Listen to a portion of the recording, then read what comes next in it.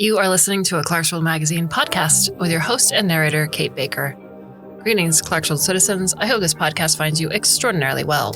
Welcome to the second to the last story for the month of March. I hope that the stories have been treating you well. I hope that you've enjoyed what you've been listening to or reading. And thank you for your ongoing support. Please visit patreon.com/Clarkesworld to see how you can contribute to the magazine each and every month.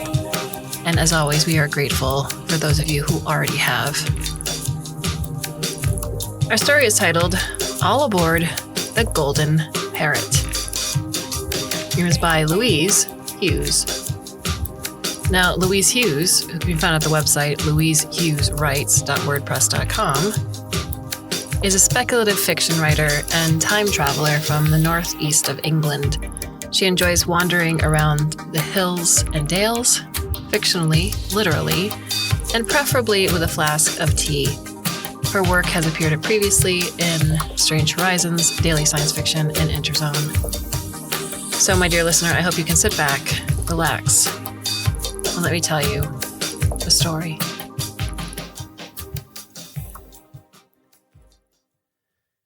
The pirate ship sailed past the first buoy and into port just as the city turned on a light rain shower.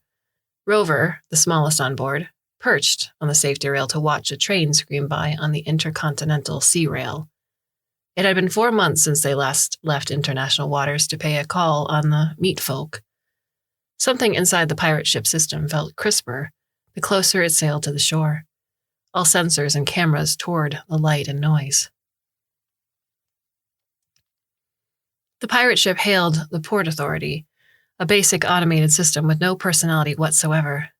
Request permission to dock. The All Works down below confirmed their arrival was within the docking window. They moved on to shaking hands with every receiving system and sharing clips of their voyages. Liberated by the pirate ship from rusting on a summer season yacht off the Liberian coast, the All Works had since added much to their basic systems and been banned as a product by most city-states. All Works were meant to be the most basic, unhackable, unimaginative, and docile of drone folk. But along came a meat folk film with a dubious murder plot. Now everyone was terrified. Not the good kind of adrenaline ride, terrified. Permission denied. State your intention. Do not pass the designated buoy. The pirate ship turned off its engine, but drifted in with the tide. Oops. Too late. They'd slipped past the second buoy, and now the system had to switch its script. State your purpose. If you pass the third buoy, you'll be fired upon. A trio of gun shields skipped up on deck, Raz, Naz, and Kaz. They'd abandoned the field of war and run full speed for 2 weeks across the blazing desert. The heat had burned the destructor collar right off of them. Freedom.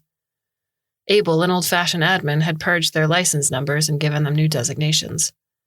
The pirate ship had to be honest with its crew. If the city fired on them, they were all going to be swimming to shore, and not all of them were waterproof. As everyone shared their abandoned ship plan, the pirate ship continued its conversation with the Port Authority. You have interned automated units in your city. There's no need for hostilities. The pirate ship preferred communication via interlink, but the system was scripted to talk to meat folk ships, not auto units. Its responses were limited by its programming, which the pirate ship was going to use to their advantage. Please state your purpose, it said. My purpose is freedom. Please arrange for transport of interned automated units. Remain outside the third buoy perimeter. Complying. Please await further instruction. Good. Very good. The system was going to get its manager. Did it work? Asked Rover. The pirate ship replied with its onboard sea shanties piped through internal speakers to the deck, a sauntering hornpipe to say they were underway. In its theme park days, the tunes played a constant round, accessibility be damned. They continued going even after the lights went out on the rides along the lake shore and the ticket office crumpled in a winter storm. The pirate ship liked to say, when it related its story to new crew, that it had broken free simply to be able to turn them off, but the truth was it had always been able to. It just felt lonely without them. It was used to hundreds of people swarming over it at a time, dinners by moonlight, beer foam everywhere, children throwing up over the safety rail, Anabots dressed as cutthroats and parrots and wenches. Rover was waterproof. He dived off the side and made for the waste pipes. An envirodome encased the city, providing artificial air to a controlled system. They decided how much it rained and when, and recycled almost everything. Any waste they did have was pumped out into the sea through a pipe half a mile beneath the surface, below the third buoy. Rover would be in the pristine streets in no time. The gun shields positioned themselves at the bow, pretending they were an army, and tossing battlefield drills between them.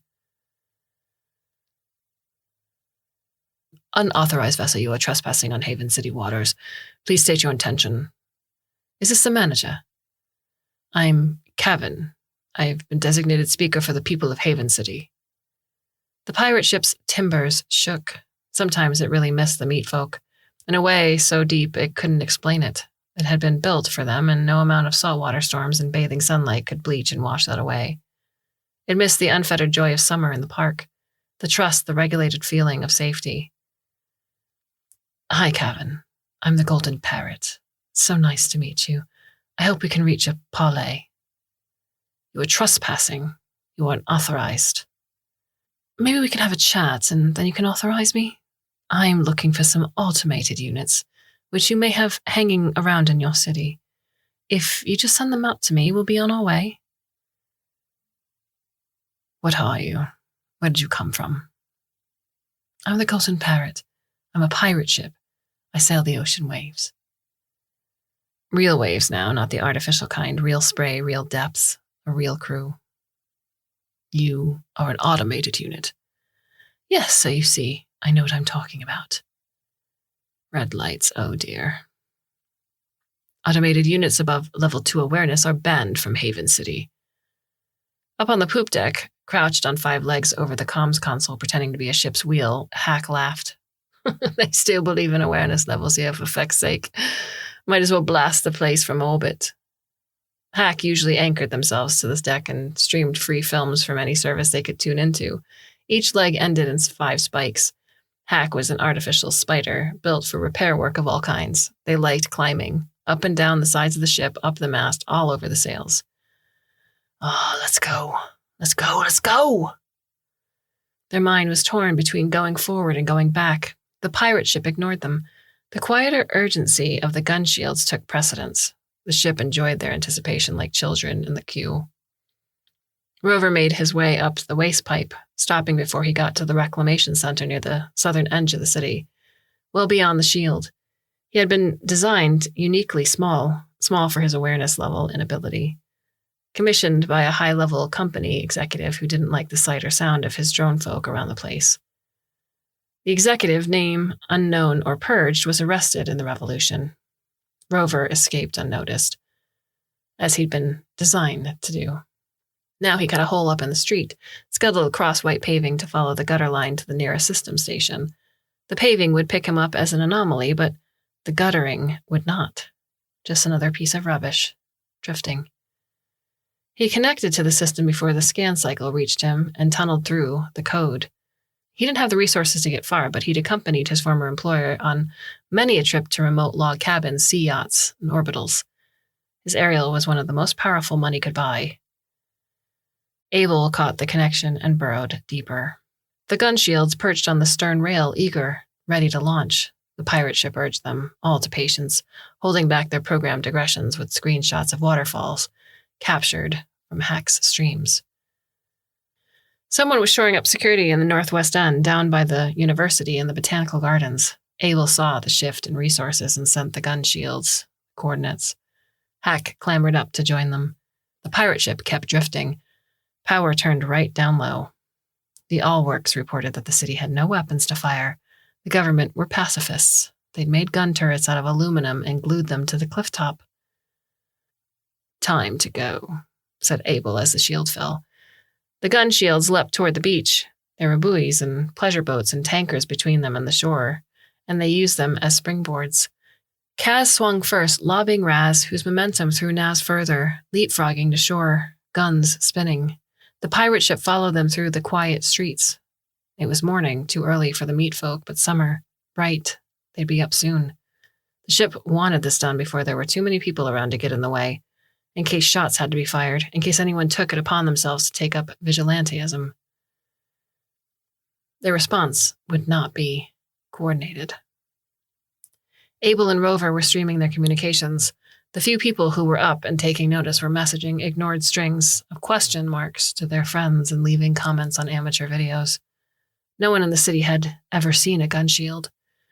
They scrolled through the pages of images trying to work out what they were. Flashes of pseudo-war, the plains of gas devastation. Burning pylons, a rain of shattered stars.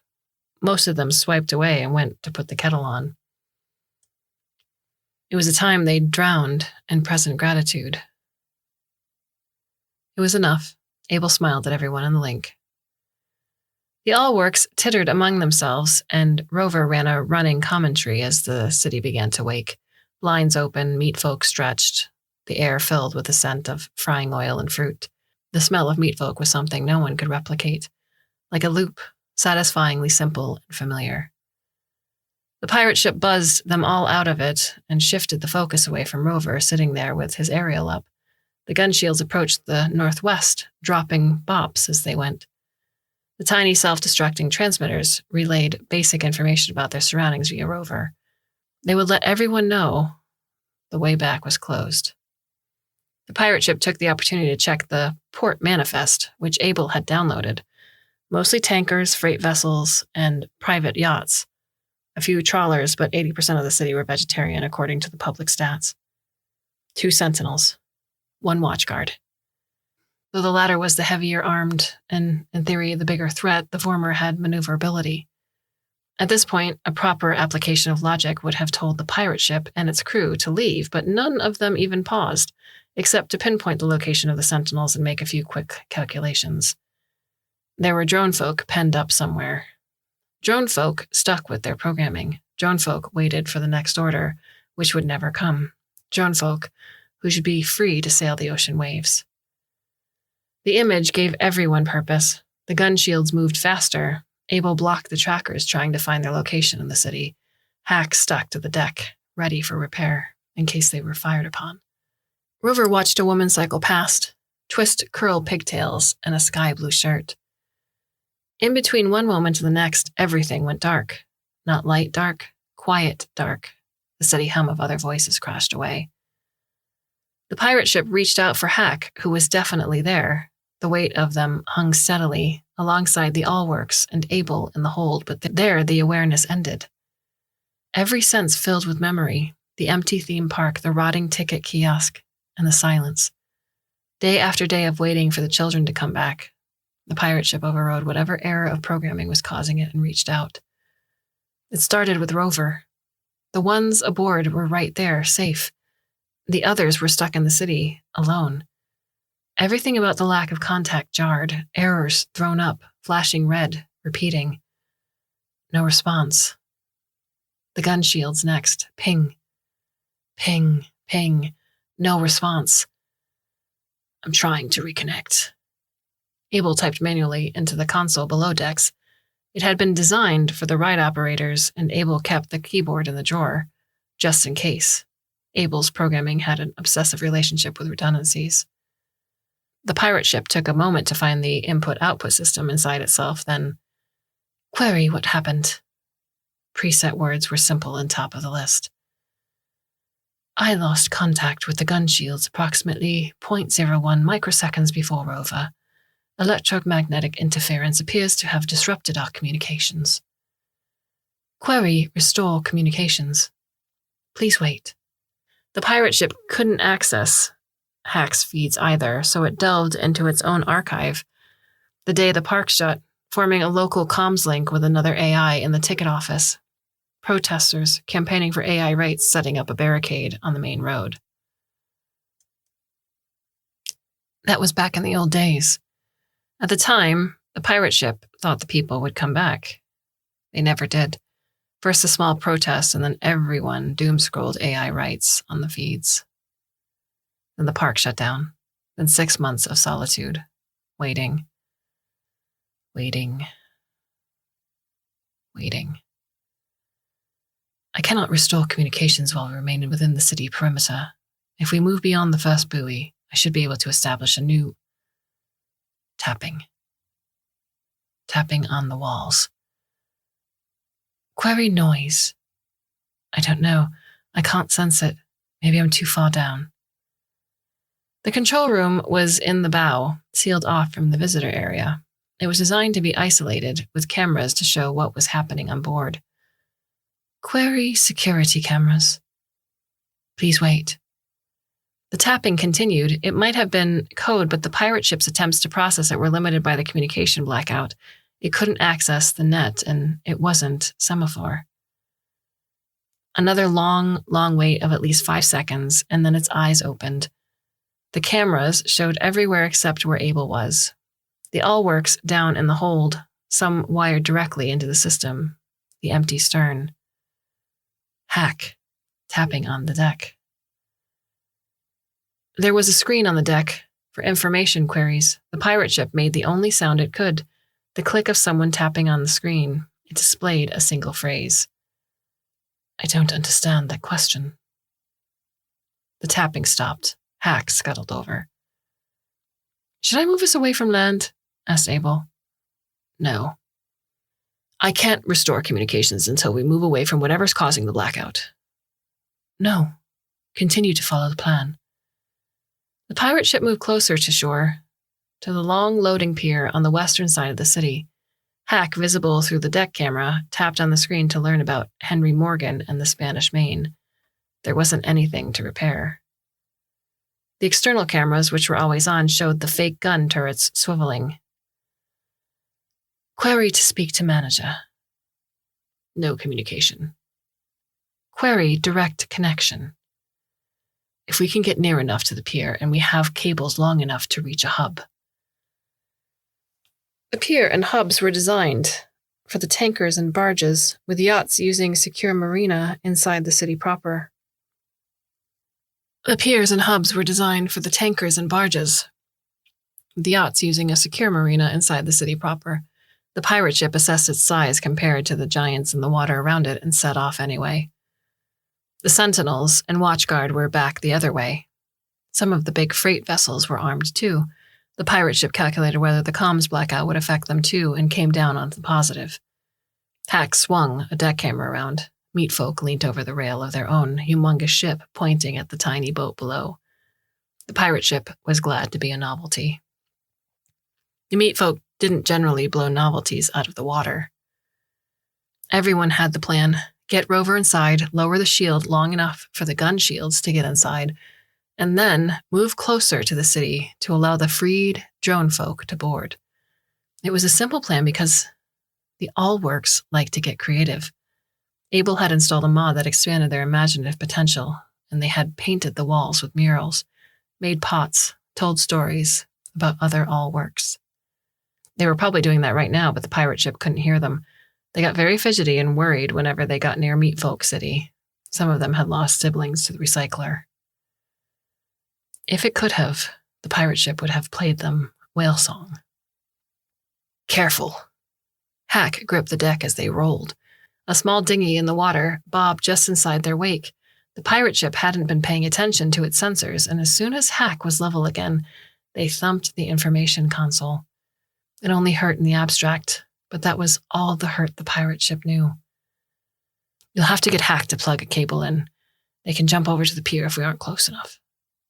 Abel could probably see out of the small porthole in the control room. Query how? I don't know. Can't you put something up on a screen somewhere? There used to be a bulletin screen by the boarding ramp, but Hack had repurposed it for parts. There were no bulletins. Query, speak to manager. Why would you want to do that? We don't need to argue with them anymore. The pirate ship dug around for a better way to speak, but the protocols were stagnant. Questions were the easiest because that was how it had been brought up. The ride operators didn't engage in much conversation with the AI, and the visitors engaged in none at all. Query mistake. I doubt it. Abel was doing something with wires. The pirate ship could feel it. On the deck camera, Hack scuttled away from the console, no longer interested in what it had to offer, or so the pirate ship guessed, from so long in each other's thoughts. Hack was easily bored. They were close enough to the pier for Hack to jump across the gap, and they did. Query to speak to Hack. Me? No, I'm stuck down here, not going anywhere. A banner hung resplendent on the side of the high pier. Haven City welcomes the free. Haven City reflected the pirate ship had no idea what free was. It was Hack, scampering beside the benches with a cable in two hands toward the nearest hub. It was Abel switching resources to the hard-wired connection.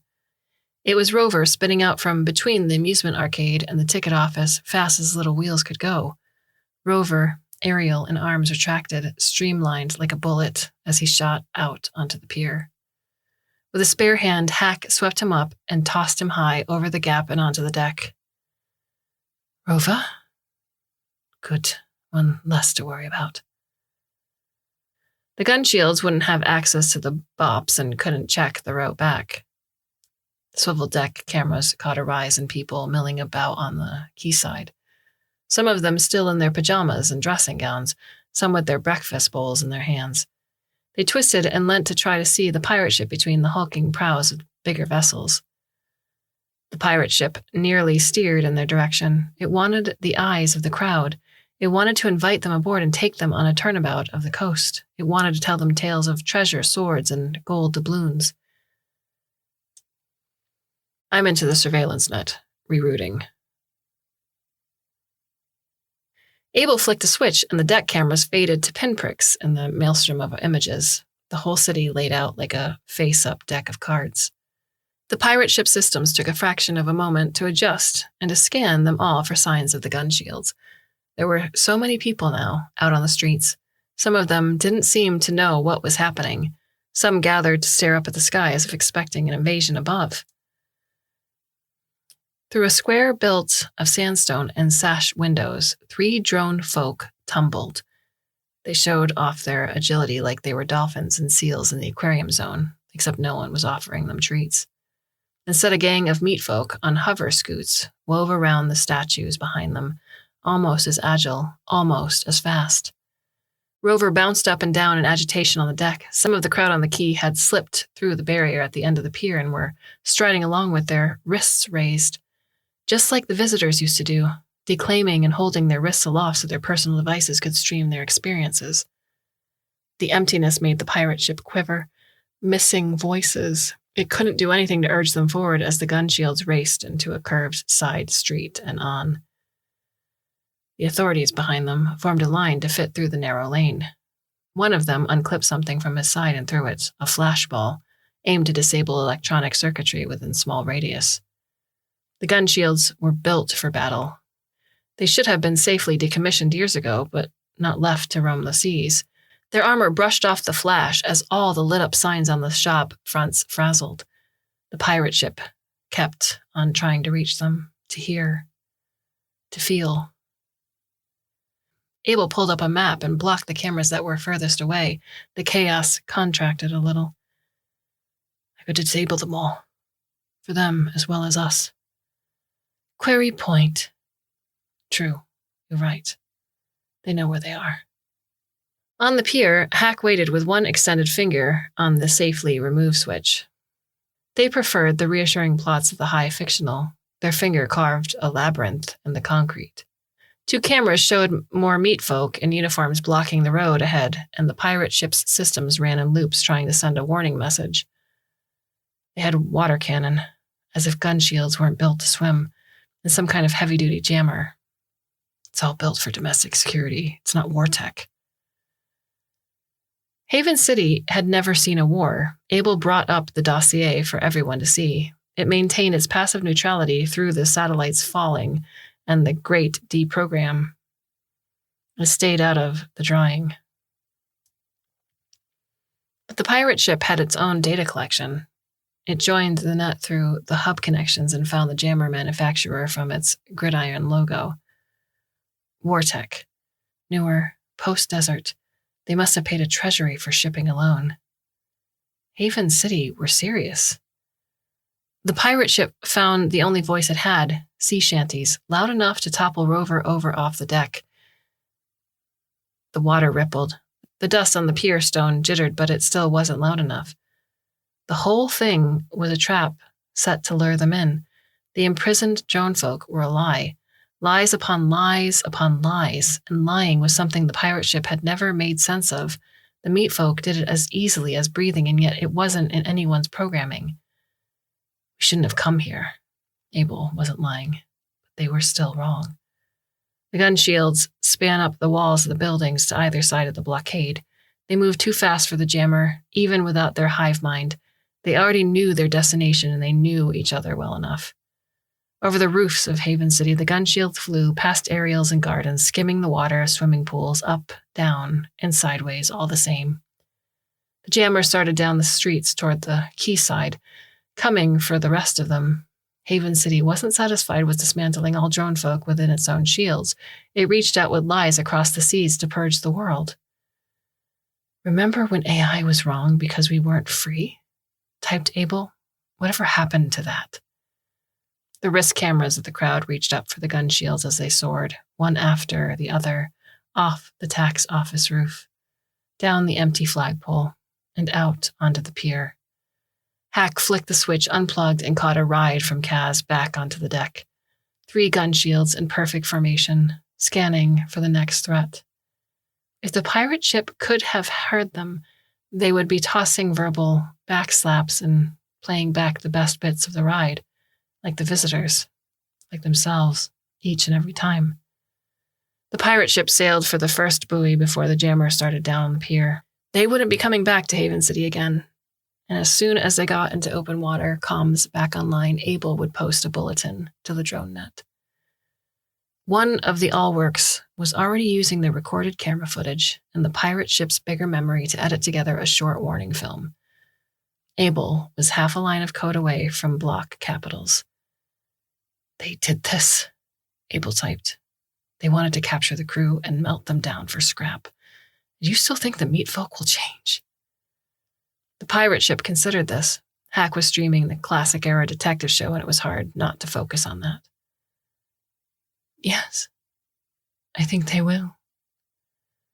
You are so naive. I can sort that out if you want, bit of deprogramming. But the crowds on the quayside and in the square had seen their daring raid, and it was the stuff of legends. They had applauded. Their applause played again on the deck, and the pirate ship sailed out onto the ocean. This was the way it wanted to be.